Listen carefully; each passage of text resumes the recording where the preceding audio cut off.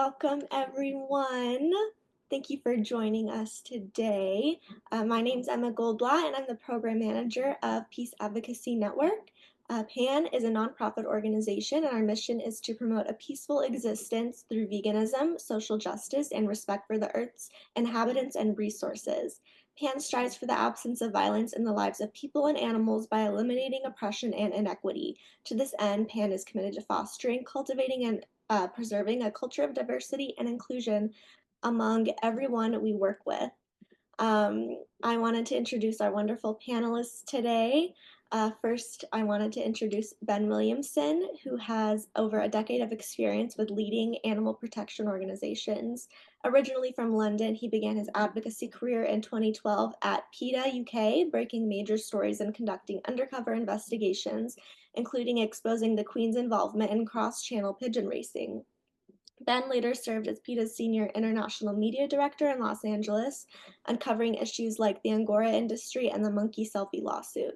In 2019, as U.S. Programs Director at World Animal Protection, Ben worked with law enforcement to seize illegal bear bile products and investigated the sale of baby turtles at reptile shows, leading to significant policy changes.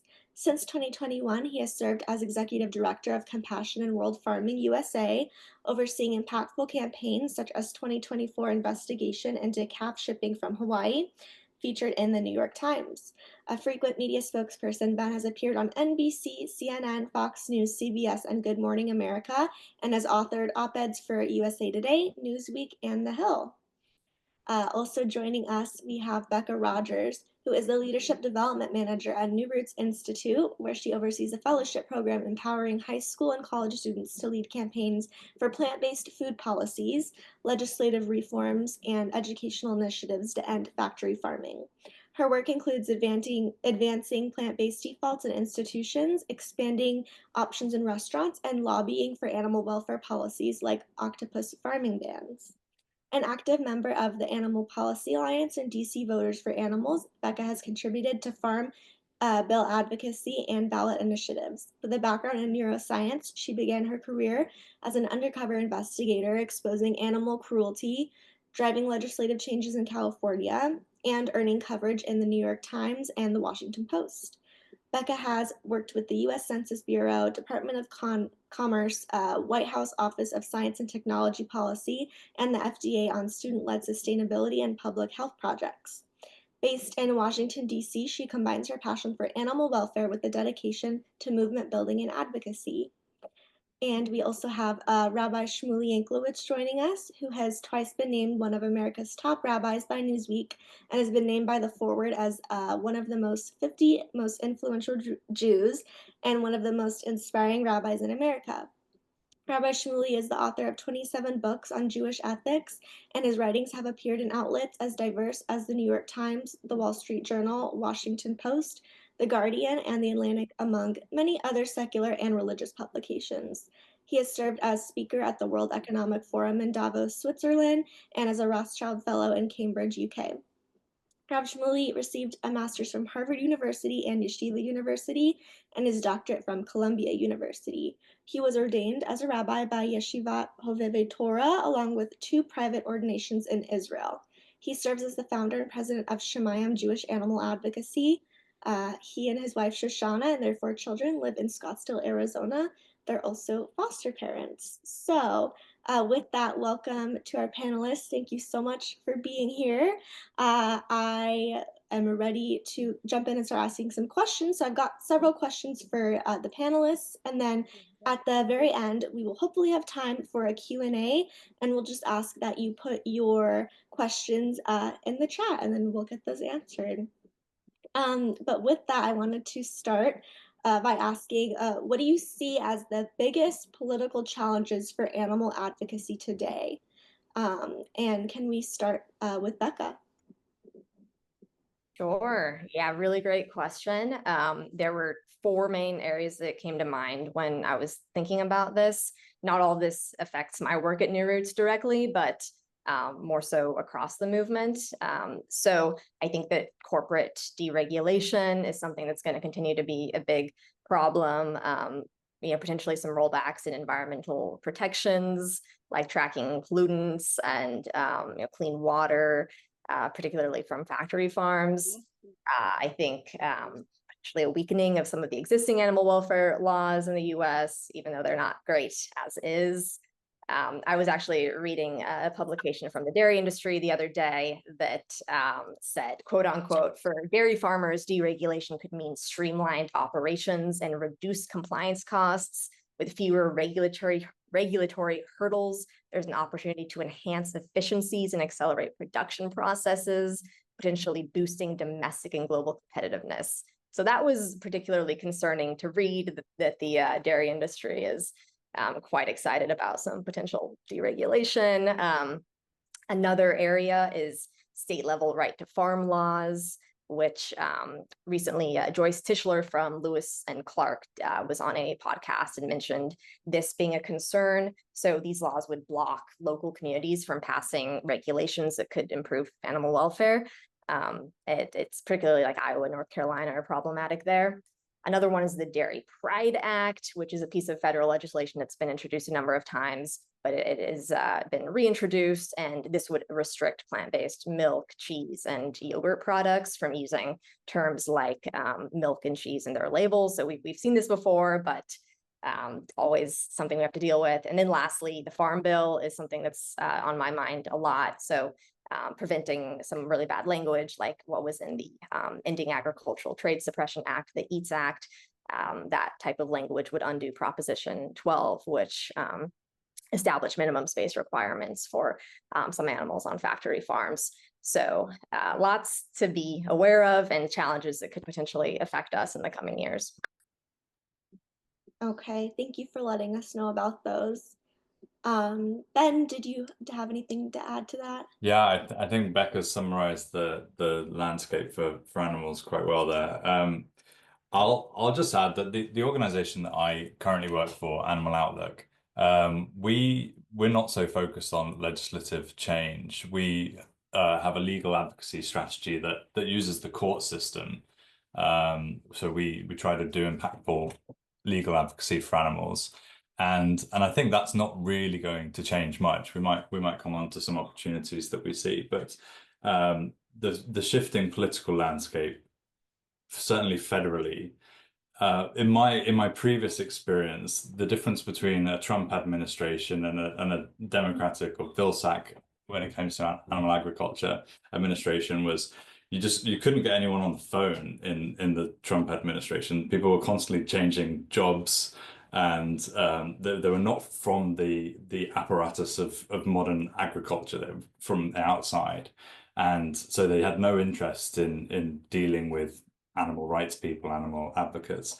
Whereas at least you could get Tom Vilsack to answer an email or someone in his department. So whilst he was from dairy and he was entrenched, and certainly the animal protection movement had their problems with Secretary Vilsack, you could always get a response, and he would sit down and have a conversation. So I think that's the biggest difference about Trump 2 and the previous, well, going back to Obama, because Vilsack was Obama's Secretary of Agriculture as well. So 20 years of previous administrations. I think the problems that we face over the next 4 years certainly are very similar to the problems we've always faced. The advertising budgets alone of the US's biggest meat companies, of Tyson, of Cargill, of JBS, are bigger than all of the operating budgets of HSUS, ASPCA, PETA, and all of the rest of us put together. Meat is everywhere, and low welfare meat is everywhere, and that's always going to be the biggest challenge that we have, is getting drowned out by just people's perception of what life is like for farmed animals, and the vast difference between what life is really like and what the advertising and the meat advertisers want you to think. So I think that's always going to be our biggest challenge, is breaking through into public awareness, making the public aware of what really is the case. The vast lobbying budgets of all the challenges that Becca talked about, the Farm Bill, all of these right to farm laws, Also ag-gag, we're seeing a lot of renewed interest in banning investigators from coming on or using surreptitious means to gain employment at a factory farm. It's going to make life challenging as well. So, we need to step up our game when it comes to lobbying. We need to increase the amount of money that we're also spending to get a seat at the table in front of those politicians, and also, run for office ourselves as animal advocates. And we can talk more about some of the solutions. But I think the biggest challenge over the next 4 years is just, are we going to get a seat at the table? Are our issues going to get drowned out by all the noise, all the crazy things that are going to happen over the next 4 years in Washington? And are we able to get our message out to the public? That's always been our biggest challenge. Thank you. Yeah, that's a really good point about being concerned about being drowned out. And Rabbi Shmuly, what about you? What do you see as the biggest challenges for animal advocacy today? Well, first of all, Emma, I just want to thank you for leading this program, which I'm really excited to participate in. And I've already learned so much from Becca and Ben, so I'm excited to continue to learn from them and from everyone else who's here today. And I really appreciate their political insights on that. For me, the biggest political challenges are actually about the soul of the nation. It's about the spiritual challenge of, do I actually care? Do I actually care about anything? Not to mention the most vulnerable. And even well-intentioned people, I think it's an important question, because I think the two dominant identities flourishing in America today, one is a hyper-politicized identity. I don't have to do very much because I just have my political identity on my social media. And the other is a consumer identity, where people love to buy stuff constantly from all types of Instacarts and Amazons and just things arriving all over the place. And I think the third identity that is being drowned out is the identity of being a member of society, a society that I'm a part of a collective, and I'm responsible for the welfare and the soul of that collective, so to speak. And I think instead, people who typically care feel disempowered and disillusioned and angry and frustrated. And I think many are going to double down on self. They're going to double down on Netflix and Hulu and Disney Plus. They're going to double down on a personal health obsession. Now, I'm pro health. I like exercise. I like healthy food, but I think there's going to be more of a narcissistic health obsession where people just focus on themselves. And I think the biggest political challenge is the people who typically care, can we keep them? Can we keep their interest? Can we keep their political interest to actually spend their time and dollars and interest at a time where they feel disempowered to remain involved? Thank you for that input. Um, the next thing I wanted to ask was, where do you see emerging opportunities for meaningful progress in animal rights? And we can start with Ben. Thank you. I just want to touch on something that Rabbi Shmuly said because it resonated with me, which was, I think the vast majority of people do care. People consider themselves good people. And I think part of our job as activists is to make the connection between what they do in their daily lives and how that's not good, and how their willful ignorance or naivety is actually causing harm. And I think we should tap into what Rabbi Shmuly is talking about, the goodness of people, and convince them not to go down a selfish route or burying their head in the sand and trying to cope with things that way, and show them that helping people, helping animals is actually one of the best things you can do to improve the self. It's restorative. It creates such good feelings, and make that connection between what they do unknowingly in their lives and what they could do. I think that's a really important point not to be missed. For us, when we're thinking about strategy for Animal Outlook for the next 4 years, as Becca says, there are a lot of challenges, but within those challenges, there are also opportunities. So one of the things we're looking at in our legal strategy is the end of Chevron deference. And for those who don't know, there was a United States Supreme Court ruling in, I think, 84, Chevron versus Natural Resources Defense Council. And it meant that the courts traditionally have deferred to agencies and what agencies like the FDA and the EPA think of how filling any gaps in legislation, deferring to the agencies to kind of regulate the markets. And that ended last year with another Supreme Court ruling. So now a lot more power is going to be put into the court system, and they're going to defer less to what the government agency thinks. And so in some ways, a lot of people are woeful about this, thinking that, well, without the EPA, we won't be able to regulate emissions limits, and without the FDA, we won't have strong drug restrictions. And some of that is probably true, but there are also opportunities. So where traditionally this kind of revolving door of industry and agency, people going from a big dairy company to the USDA and back and forward, that meant that a lot of industry wants have been entrenched in our regulations. And so the ending of that and our ability to now use the court system, I think presents a lot of opportunities for getting an impartial judge to actually take a look and say, is this the way it should be done? And we can do a lot of things with this. It presents a lot of opportunities, I think, because it's so wide, it's so vast, and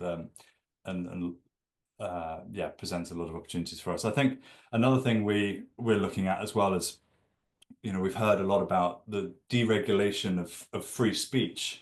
Mark Zuckerberg going and talking about Facebook's not going to police speech anymore. And we know that there are challenges with that in rising hate speech and bullying and things that come with that. But that also, we as an investigative organization have a real trouble putting our message out there and getting eyes on it because of shadow banning, because it gets flagged by the censors as sensitive.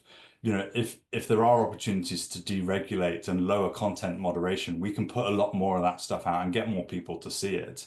And I think that presents some opportunities as well, if that's the way that Meta and the big Silicon Valley firms are going to go. And then another big opportunity as well is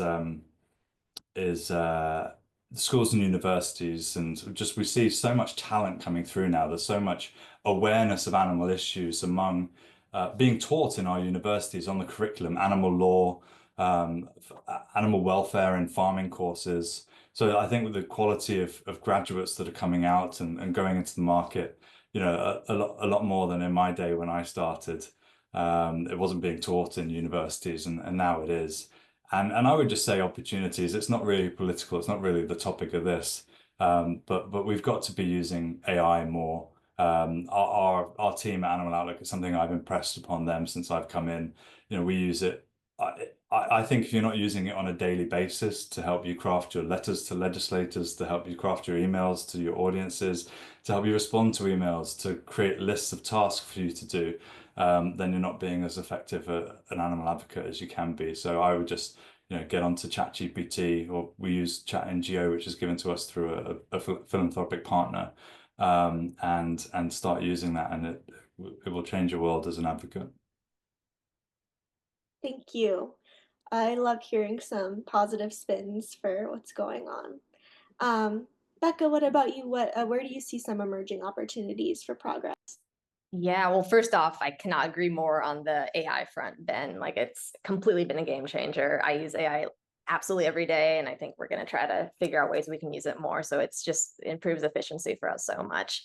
I think one area that I'm really excited about is, well, I guess the challenge is we don't have a ton of like big animal advocates in Congress and state, local governments. And there is a push right now from a variety of organizations, in particular recently Food Policy Pathways, which was started by Rachel Atchison, Animal Policy Careers. These orgs are trying to provide mentorship to students and young professionals who want to go into like the government at varying levels. And this is something we really, really need. And I think somewhere that we can grow a lot over the next 4 years. So that's something I'm particularly excited about, given that I work with students and we've got a large portion of New Roots Fellows who really want to go into policy work. As Ben also mentioned, university campaigns, university classes We're seeing a huge uptick in that in our work at New Roots. And our students work on institutional campaigns mostly to get more plant-based options introduced at their schools and in their communities. And there's also some state legislation that's been introduced around like food procurement policies and getting more plant-based stuff on menus at K through 12 schools. So that's something that is pretty promising. Another area is coalition building. So like the Animal Policy Alliance that's led by the Humane League has really ramped up their members. And I just attended the APA Summit last year, and it was really, really cool just to see like all of these orgs come together and try to get more aligned on strategy. So coalition building is a big one. And then lastly, something I've been thinking about more recently, just with like the EATS Act in particular, is that there are a lot of smaller farmers and folks who we may not have expected to be allies, but who are also against some of this potentially scary federal legislation that would hurt smaller farmers and make them less competitive. So I think there's probably more opportunity to build allyship, hopefully over the next few years. That's really interesting. Thank you for sharing. And Rabbi Shmuly, where do you see some opportunities for progress Yeah, well, first, just to piggyback on what Ben shared around campus and the progress there, I want to give a shout out that at Shemayim we have a program, a debate program, where I've offered to debate any rabbi anywhere in the world as to whether veganism is authentic to Judaism or not, and the winner will receive $5,000 to their institution. And I want to give a shout out to Barnard College, Professor Beth Berkowitz, who I'm going to be debating her whole class. And everyone is invited to join that. And so it's another example where her animal rights class is really taking off and doing creative things, Professor Beth Berkowitz. To this particular question about progress, there's lots of reasons to be pessimistic. Some of my sources of optimism, one is in what Becca touched on as well, the grassroots institutional change. Our synagogue vegan challenge, where we're giving grants to institutions that want to rethink what they're serving and what they're doing. Secondly, on the personal change, I know it's easy to poo-poo that over the years because we need systemic radical change, but people are really hungry and feel powerless at times, and making personal behavioral change is really powerful for them and their families and communities. But I think the thing I'm most optimistic about is that tapping into Jungian psychology, the sense that the cruelty and the greed is out and open, the levels of hate and disgust. And I think we're able to look at the shadow side of our societies in ways that was sometimes not always right out in the open. And being able to have conversations about this shadow side of the self and our society, I think can help us pull back the curtain on a lot of things. And I think sometimes to make leaps forward, we have to take these steps back where we can really see how things are operating. And I think a lot of people right now, their minds are very open to rethinking what's happening in our world and our society. And I think we should tap into that intellectual curiosity and that hunger. Thank you for sharing. So now we've heard about the challenges and then also some opportunities for progress. So I wanted to ask, how can activists and organizations adapt their strategies to stay effective in these changing times? We can start with Becca. Yeah, I think something we've been chatting about within the Animal Policy Alliance is just the importance of building more bipartisan relationships, which might be the only way to get some stuff done. So, whether it's around shared concerns like health or rural communities or environmental sustainability or state rights, I think these are some areas where we can maybe partner together. There was some good work that was being done in Texas by, I don't recall the organization, but they were able to work with like some people who were completely different values, but they were able to align and get some good legislation introduced there. So bipartisan relationships, I think, will be important. I think like opening up our lens and not being in a bubble, trying to understand what's happening, like not just within animal welfare, not just within kind of more of the like progressive liberal movement. So I think we need to be really in tune with the larger political landscape. I mentioned coalitions a couple times, so I think coalition building is something that's really key, and just having like a very movement aligned strategy. It's been just really exciting to see like the Animal Policy Alliance in particular just starting to align on like what are the campaigns that we have the biggest shot at winning. Like octopus farming, for example, is getting some momentum, maybe foie gras bans. So just really aligning and having a more aligned strategy there.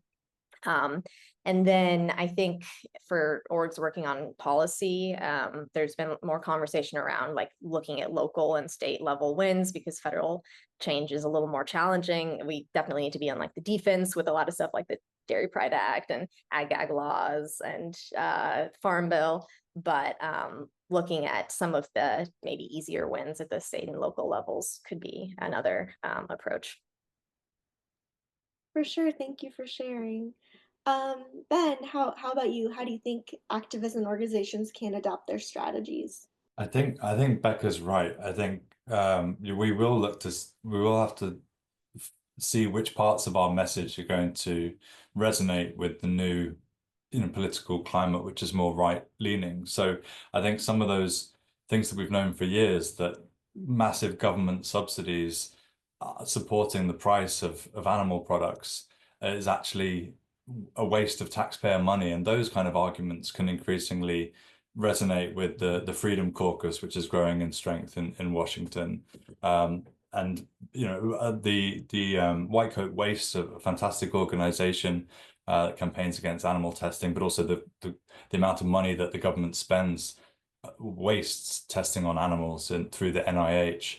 That argument has proved particularly effective over the last 10 or 15 years. So, we should be bearing more of that out through the work on the Farm Bill, and also bringing farmers on board. We have a program at Animal Outlook called Farm Transitions. We're one of only a couple of animal orgs that do, and farmers are indebted by the tournament system of contract growing in poultry. And in other animal operations, they take on massive amounts of debt and then have to work in animal farming to pay it back.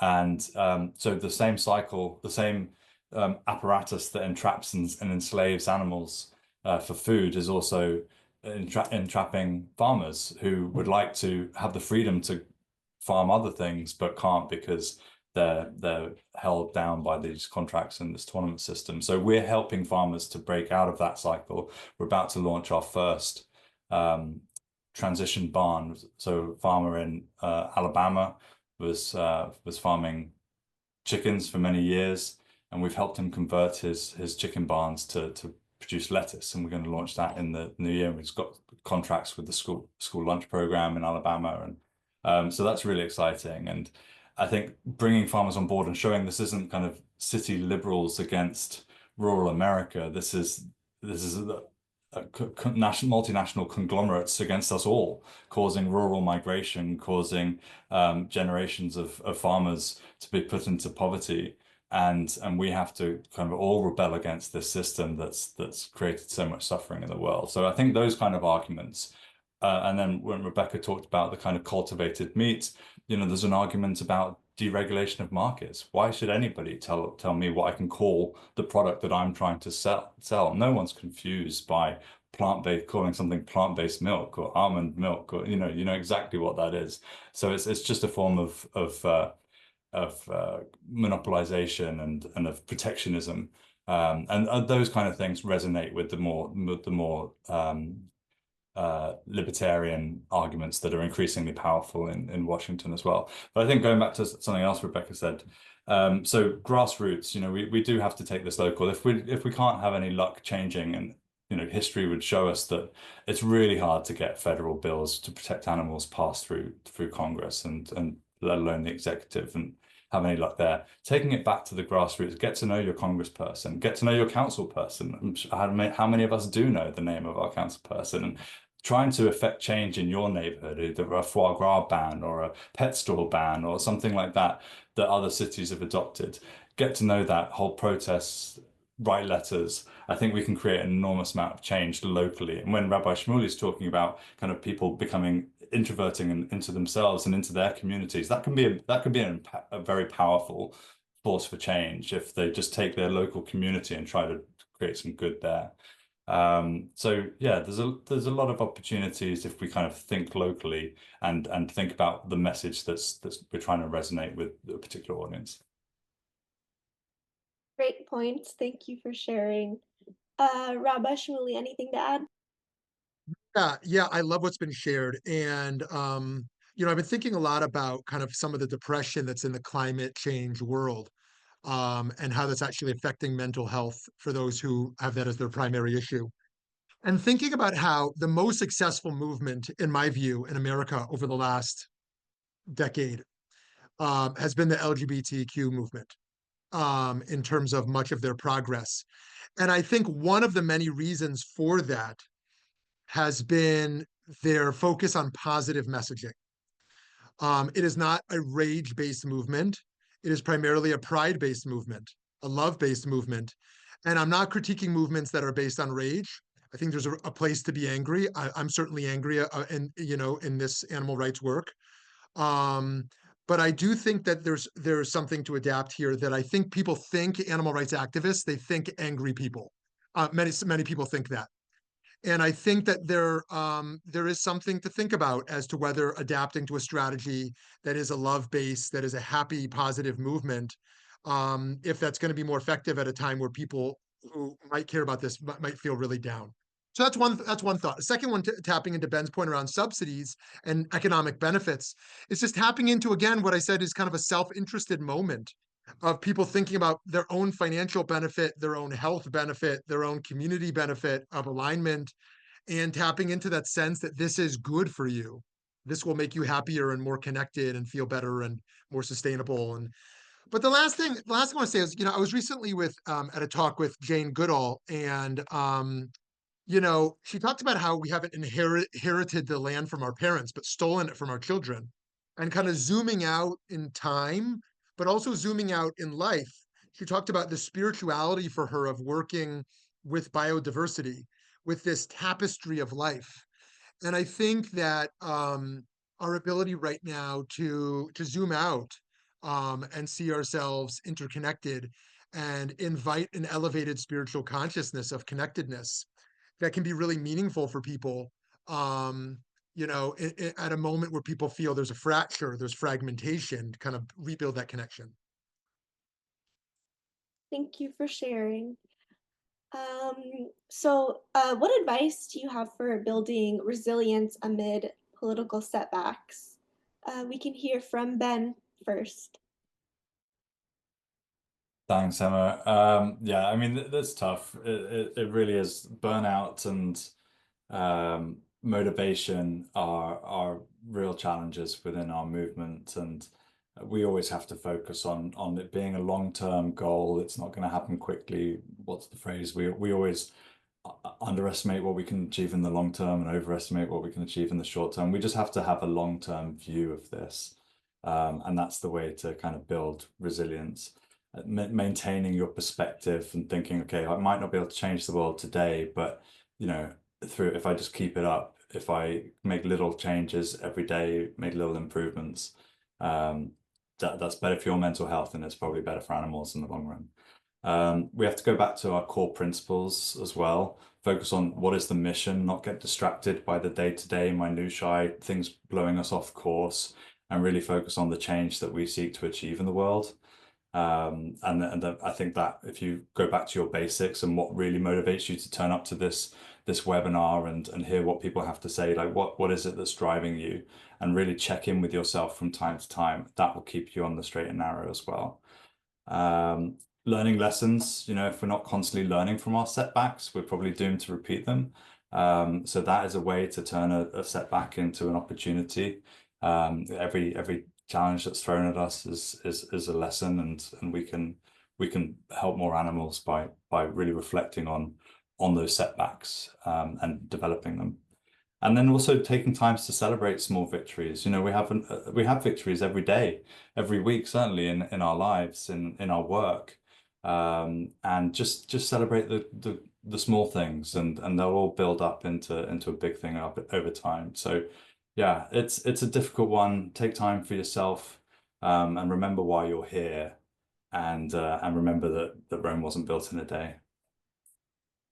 Great ideas. Thank you. Becca, how about you?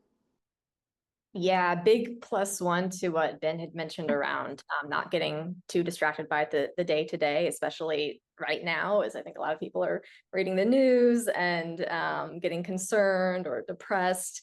Yeah, we've really got to take care of ourselves and not, overwhelm ourselves with the news. Also, as Ben had mentioned, finding inspiration and successes that are happening now. I think I've mentioned octopus farming specifically. I just see so much momentum there. We've got New Year's fellows working on that. One of our fellows just secured a co-sponsor in North Carolina for a new state octopus farming sales ban. So there are successes that are happening, and there's momentum happening in some areas. Another one for me is I'm very lucky to just be able to work with students every day, and they do bring a different perspective, and they really can energize me and our work. So if you do get an opportunity to work with students, high school, college, and just kind of hear about their perspectives, that can be a nice breath of fresh air. I think this is also a time where we can get more creative in our approaches, maybe attending conferences we don't normally attend, meeting people we don't normally talk to. I think, as Ben had also mentioned, like engaging with building relationships with local council members or local government. So there's new relationships to be built, which can be exciting. And then lastly, like looking at other movements for inspiration. Rabbi Shmuly mentioned the LGBT movement. I think that's one that I think about quite a lot. And other like international successes in animal welfare are something that particularly inspire me. Love that. Love that. I want to say something slightly unpopular, which is to critique something of the zeitgeist in the effective altruism movement today, with all of the good that may emerge from the effective altruism movement. I think that sometimes the wrong question is what has the biggest impact. And when I think it's the wrong question is when it relates to the question of resilience. I think that many people find themselves doing work that is aligned with what they believe to be the biggest impact, but is not aligned with their passion or talent, either the area of the cause or the type of work they're doing is burnout work, and they justify it because of biggest impact. And I want to encourage people to think about their calling and where they feel most called, because there are so many ways to be an animal advocate, so many causes in that movement, and so many ways to do the work that I hope we can all find our piece where we are most talented and excited. And when we're working really hard, it doesn't feel like burnout because we just love doing the work in that way and being a part of that movement, and steer away from this just constantly assessing biggest impact, because I think that's gonna burn us out. Also a great idea.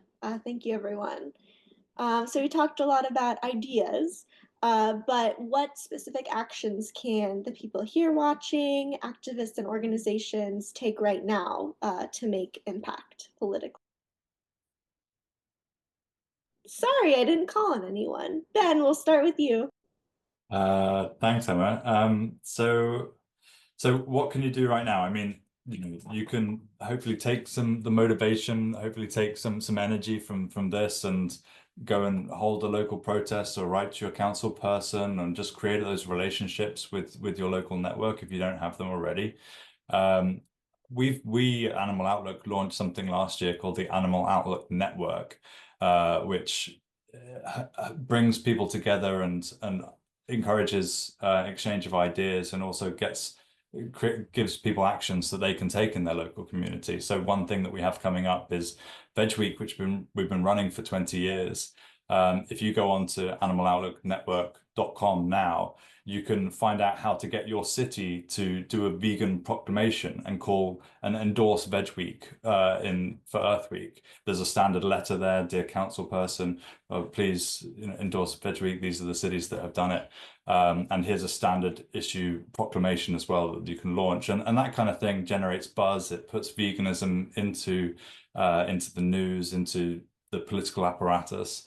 So that's one thing you do, and then join the network as well, and you'll get more of these kind of monthly actions that you can take. But yeah, I think just looking inside yourself, like Rabbi Shmuly says, and says, what is it that's driving me? Finding something that's close to your heart. There's nothing easier than working for something that you truly believe in, and working towards that cause and not getting distracted by philosophical debates about what's the best course of action. Just do something that feels right to you, and you'll have an easier time of it. Thank you so much. Becca, what do you think? So I think at the more individual level, for folks interested in like the policy space, getting involved with some of those orgs I mentioned earlier, like food policy pathways, animal policy careers, the Animal Rights Initiative led by Amanda Fox has a new policy program. You potentially running for some level of office. There's a book I read a while back called Run for Something, and that was really inspiring to me about just simply like how to run for local office. So that's something that could be impactful. Writing letters to the editor, writing op-eds, just getting conversations going. I think if you are running an organization or part of an org, joining or building coalitions to just really help with like more of an aligned movement strategy. Identifying allies in your communities and just really focusing on building those relationships. And yeah, I think those are the things that come to mind for me. Thank you for sharing. Awesome. So I on the one hand, there's something called the political. That's me talking to a member of Congress. On the other hand, I want to suggest that all of our lives are to some degree in the political realm. The choices of language we make, there's moments of advocacy all around us. There's so many jokes about the vegan being brazen and loud and obnoxious. But the truth is, I know some of those vegans, but I know many other vegans who are actually very shy and quiet about it and feel it's almost offensive to bring it up. They don't want to step on toes. They don't want to offend anyone. And I want to encourage us to step away from that. I myself fall into that trap sometimes of wanting to, not, ruffle any feathers. But I want to encourage us to think of every space we're in as an advocacy moment. When we're in a restaurant, it's an advocacy moment. When we're in a community, it's an advocacy moment. When we're advocating with a politician about something else, there's a way to tie this in. I think that generally just promoting an ethos of compassion and awareness of what's happening to tens of billions of land animals and beyond, there are soft and gentle and meaningful ways to do that everywhere we go. And so, yes, there is something I can do with my member of Congress tomorrow and with my member of council, but there's also something I could do in my very next meeting, in my very next conversation. We might even make it a game on our daily agenda. Maybe start with 3. How could I bring it gently into 3 new spaces today? And then maybe in a few months, it's 10. How can I make 10 little soft, interventions throughout my day? Thank you. Great idea. So lastly, I know that some of you already mentioned resources and tools, but do you have any other ones that you'd recommend specifically for staying informed and engaged? Becca, we'll start with you. Yeah, there's a number of resources that come to mind. So Sentient Media has a policy section of their website where you can stay up to date on stuff happening in the policy world. There's a couple podcasts I really like. The How I Learned to Love Shrimp podcast. I've learned so much from that one. And then our Hen House is another one. There's some like all protein podcasts and others that I'm not thinking of now. There's newsletters like the Lewis Bollard newsletter. There's a book called Get Political for Animals, which could be helpful if you're doing some like local legislation work.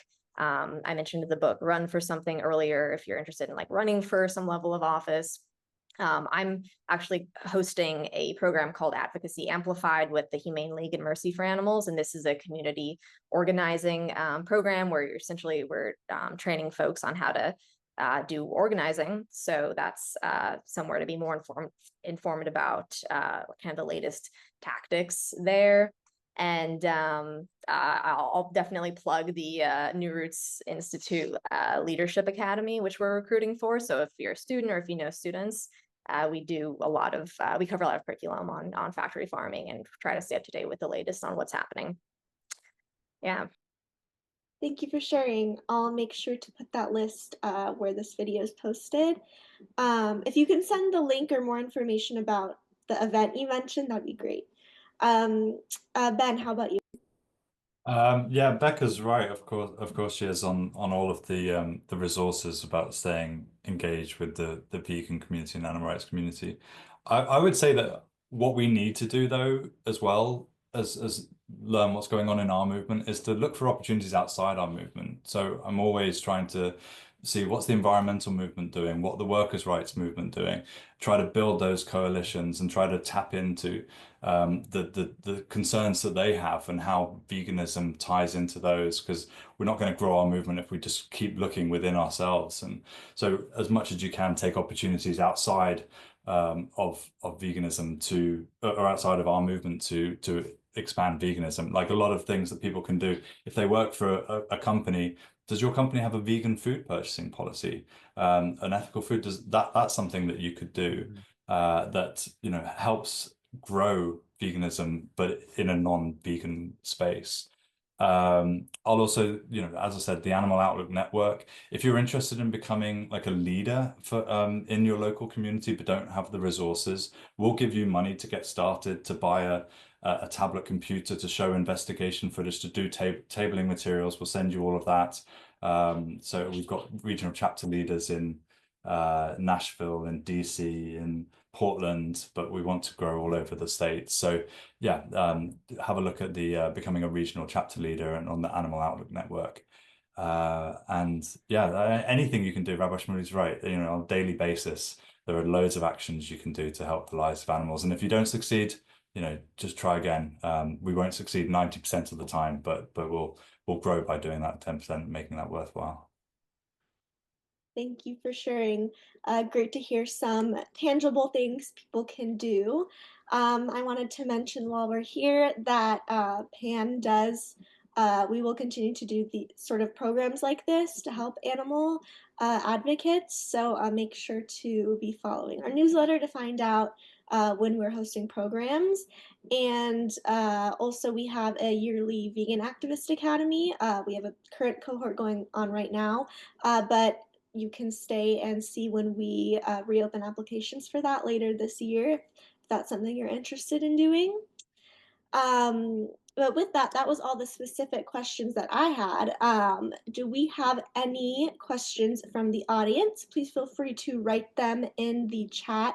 If you do have any questions, we'd love to hear. We have a few minutes left, and I will also check on our Facebook friends to see if anyone wrote anything over there. Any questions? I've got a question, if I can, for our audience. If there's anyone from our audience who, getting to know you all and kind of having a Google of some of your names, I'd love to hear the kind of things that you're doing in 2025 to further your causes.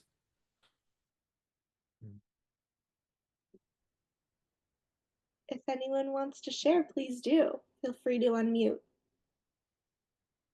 Oh. Hi, Paul. Paul is in our Vegan Activist Academy. Oh boy, this year just started and I'm so busy. I get 350 emails a week. And this whole curriculum thing with the Animalist Activist Academy, and then I saw a screening of the animal people recently. Now I'm in touch with all those people, and it just has opened up it's like I was looking for a space where where can I learn how to do campaigning and political action, and because I have friends that do it, and I just didn't go to college. I don't know how to figure this stuff out. I'm just a street guy, you know, and I'm looking to make Florida a vegan state by 2030, and it's just kind of quantum leaping. It's accelerating. I'm already going to start campaigning this year. Like this is crazy. I'm just starting in 2025, you know. So I say I remember Rabbi Shmuly said something about what was that thing he said about don't like have a super big goal or ambitious impact or whatever. And I'm like, well, that's kind of like Altruism. exactly what I'm doing because I felt I'm trying to change the world one vegan at a time, and it's over 20 years. I don't think I've made much of an impact. And even starting the Sarasota Vegan Society in 2020, you know, that's just kind of community building. It wasn't until I became an activist this year is like the start of that, where I'm getting policy changes at the city level. We're going to be doing the plant-based treaty here in before Earth Day in April, and maybe we'll do that idea that Ben said too about the plant-based week or something in that same period. But yeah, I just keep on acting on these things, and it's going to be a busy year. But I'm looking forward to finishing this academy workshops here and getting my draft going. And I think that the biggest impact personally is where I need to put myself in. To me, my biggest impact is policy. That I don't know what it could be bigger than policy change and culture change. And my specific interest is anti-speciesism. So that'll be interesting to see how that's going to unfold. But that's the next decade or two or three of my life, Thank you depending on so how many much I for got left. sharing. We're so glad to have you in the program this year, and I can't wait to see how your project turns out. Um, it looks like in the chat we also heard from Kay. Kay is also in our Vegan Activist Academy, and she wanted to share that AI for Animals conference is happening in March, and she shares the link to that, and that she's also in the Vegan Activist Academy, and so far trying to figure out how to get more plant-based defaults in her community slash at her work. So that's very exciting. Does anyone else have any questions?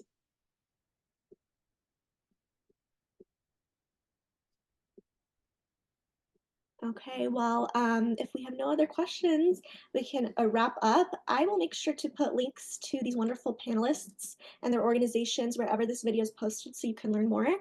I hope I that actually have everyone. one small question for Ben and Becca, if I may. I'm sorry. I wonder if there's any momentum on a particular animal. We know that people care about dogs and cats disproportionately from, sea creatures, land animals. But I wonder if there are any animals out there that have a an abnormally small amount of pushback against creating change in those industries. And if that's something we might pick up on, if there's anything you've noticed there. Does that make sense? Becca, do you want to go first? Because I have a feeling I know what you're going to say. Well, I was going to say octopuses because that's there's been a lot of momentum over the last year in Washington, Hawaii, a few other states. So yeah, it hasn't been a ton of pushback, fairly bipartisan.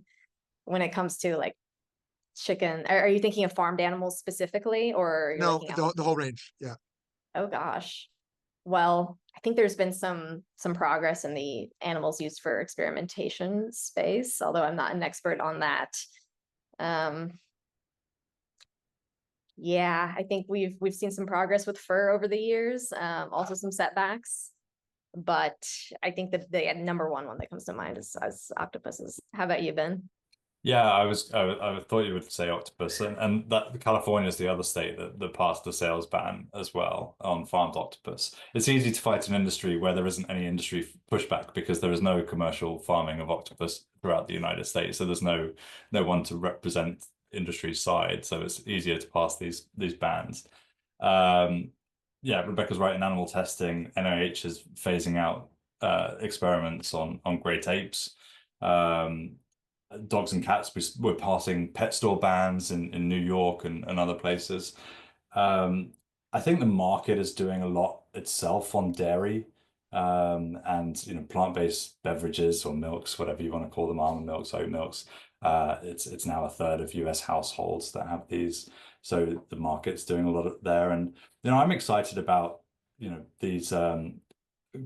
Even though the political landscape for cultivated meat looks bad, just the if we can get to a price and a taste and a convenience equity on animal protein, I think it's just going to be a nail in the coffin for beef and sausages, which we know are unhealthy, thinking of our own personal health, this red meat and processed meat, and environmentally so impactful that the market will drive that and drive changes for pigs and cows over the next couple of decades. Thank you. Rabbi Shmuly, what about you? No, my question to them, and I agree with what they said, and I learned from it. So thank you. Okay, great. All right, well, with that, I want to thank our wonderful panelists and everyone who joined here and for their insights and additions to conversation. And I hope everyone leaves today not feeling negative, but instead inspired and ready to take action. So thank you all.